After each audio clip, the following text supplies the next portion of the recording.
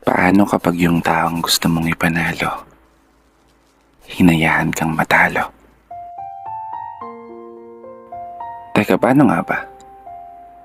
Kapag yung taong inasahan mong magiging kakampi mo sa lahat, siya rin pala ang makakalaban mo sa dulo. Siya rin pala yung mananakit at sisira sa buong mong pagkatao. Paglilinaw lang ha, hindi ko to sinulat para saktan ka o ipaalala yung taong nanakit sa'yo. Sinulat ko to baka sakali lang na mapagaan ko yung nararamdaman mo. Kasi hindi biro ang maiwan. Hindi biro ang ipagpalit sa iba. Hindi biro ang umasa sa mga pangako na habang buhay magkasama kayong dalawa.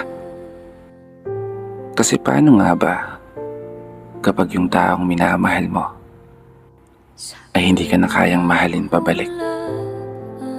Paano nga ba kapag tuluyan ng nanlamig yung dating mainit at matatamis na halik? At mas masakit pa doon, yung bigla ka na lang ipagpalit. Paano ka nga ba makakabangon muli? Paano nga ba paihilumin yung sugat kung sa tuwing ipinipikit ang mga mata ay palaging imahe mo pa rin ang siyang bumabalik? Oo, naiintindihan kita sa punto na mahirap naman talaga kalimutan agad yung taong minahal mo ng sobra. Mahirap naman talaga muling maging masaya kung nasanay ka na siya ang palagi mong kasama. Pero wala ka ng ibang magagawa kundi kailangan mong tanggapin ang lahat at maging matatag hanggang sa araw na humilom ang mga sugat at muling makausad na sa paglalakad ay wala ka ng lilingunin na alaala. Magiging okay ka rin balang araw.